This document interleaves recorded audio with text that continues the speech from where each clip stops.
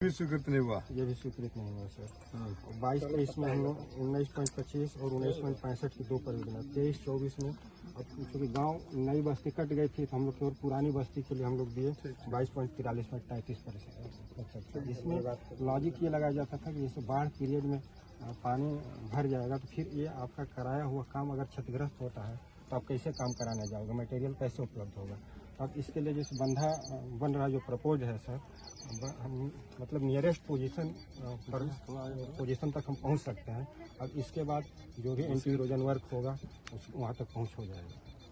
Anti erosion work के लिए तो आप बोल्डर वगैरह रखोगे नहीं तो परमानेंट कंक्रीट का वो बनाओगे? नहीं सर, बोल्डर परमानेंट जियो बैग होता सर। जियो बैग इस समय जियो बैग का काम मैक्सिमम हो रहा है। जियो बैग और उसके जियो का ट्यूब है और उसका जाली भी है। हाँ जी, वो बोल्डर से भी अच्छा काम करता है। हाँ इसके जगह पर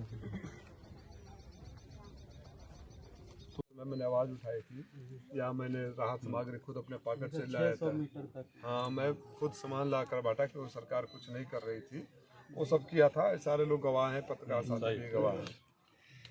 सवाल ये है कि अगर हर साल अगर यही होता रहा तो इसका परमानेंट सोल्यूशन क्या है? और आपने कहा, आप भी इसको रिकन्फर्म करिएगा कि पिछले 3 सालों से इन्होंने जो भी भेजा है गवर्नमेंट ने कोई स्वीकृत नहीं किया है, कुछ भी स्वीकृत नहीं किया।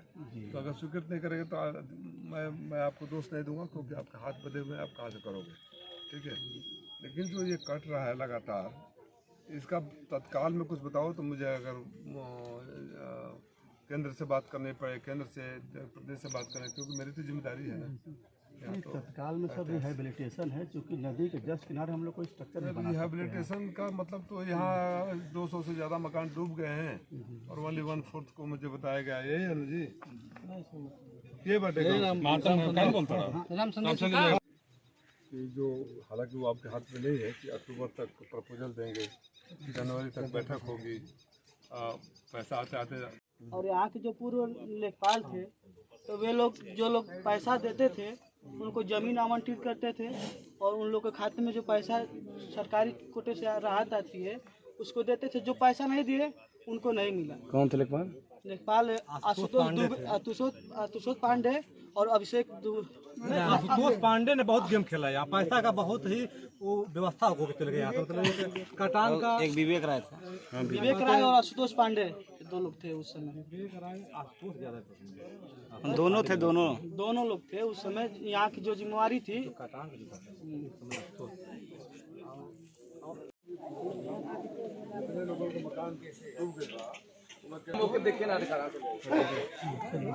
इधर से है मैं और से कहां है मुझे।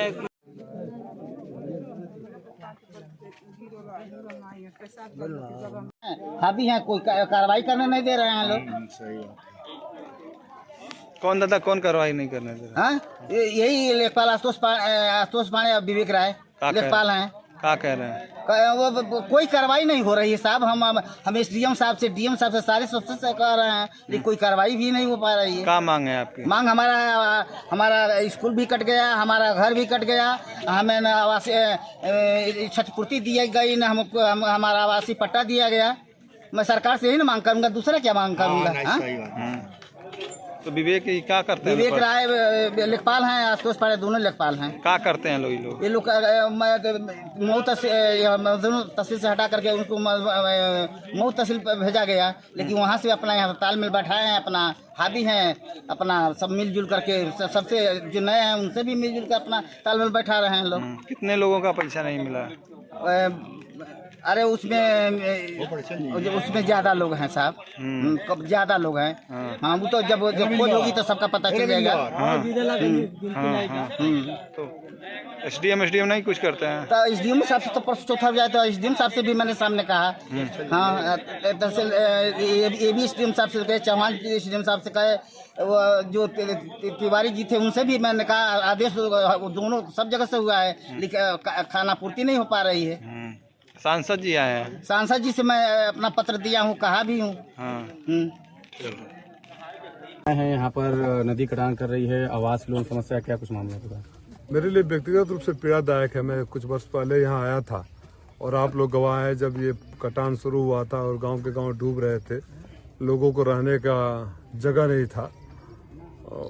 स्कूल में कुछ लोग शरण लिए हुए थे, खाने पीने का सामान नहीं था, तो हम लोग खाद्य सामग्री लेकर आए थे, तिरपाल लेकर आए थे, और उसको भी आप मीडिया के साथियों ने जब दिखा दिया तो आप ही लोगों के पीछे प्रशासन पड़ गया। ये वो निचला स्तर था सरकार चलाने का। उससे भी विभत्स स्थिति आज ये है कि मैंने तो सिंचाई विभाग के अधिकारियों को इसलिए बुलाया था कि इनसे समझूंगा, अगर ये नहीं कर रहे होंगे तो इनके खिलाफ कार्रवाई की अनुशंसा करूंगा, लिखूंगा, बात करूंगा। लेकिन ये दिखा रहे हैं कि पिछले 3 सालों से लगातार इस इलाके को बचाने के लिए सरकार को प्रपोजल भेज रहे हैं, लेकिन अंधी गूंगी बहरी सरकार जो भाषणों में ज्यादा यकीन रखती है, मीडिया में ज्यादा यकीन रखती है। हमारे गांव के गांव डूब रहे हैं, इस बात को मैंने पार्लियामेंट तक में उठाया था और यहाँ कुछ भी नहीं हुआ और लोग अभी भी बेघर हैं। और कभी भी जहाँ हम लोग खड़े हैं कल आएंगे तो शायद ये जमीन रहेगा नहीं रहेगा इसकी भी कोई गारंटी नहीं है। कुछ लोगों को पट्टा के जो मिला था वो आज तक नहीं मिला, तो इससे ज्यादा संवेदन शून्य सरकार क्या हो सकती है।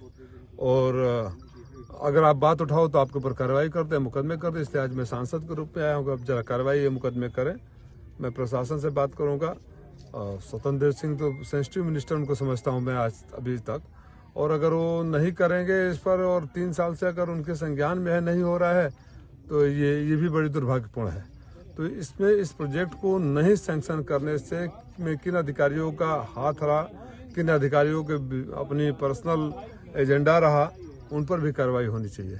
यहाँ पर कितने लोग हैं जो उनका घर बह चुका है लेकिन अभी तक उनको जमीन अरे तो मेरे को सामने 25-30 मिले कि जमीनी आवंटित नहीं है। मैंने अधिकारी से बात किया तो उन्होंने बोला चकबंदी करवा रहे हैं, उसको अलर्ट करेंगे। जिनका आसियाना उजड़ जाता हो पानी में, बरसों लग जाते हैं घर बनाने में, उसके ऊपर क्या बीत रही होगी। रात को बेचारे सोएंगे, सुबह उठेंगे कि तो उनका घर रहेगा कि नहीं रहेगा, उनके परिवार के लोग रहेंगे नहीं रहेंगे, इस बात की गारंटी न हो। वो सरकार सो रही हो 3 सालों से। माननीय मुख्यमंत्री जी से भी मैं अनुरोध करूंगा कि आपके पड़ोस का जिला है, आपके बगल में है, इतनी तो संवेदनता होनी चाहिए कि अगर आपके सरकार के पास लगातार 3 साल से प्रपोजल जा रहे हैं तो आपकी कौन सी व्यवस्था है, क्यों हमारे इलाके के लोगों को आप मारना चाहते हैं। इसकी जवाबदेही तो सरकार की बनेगी।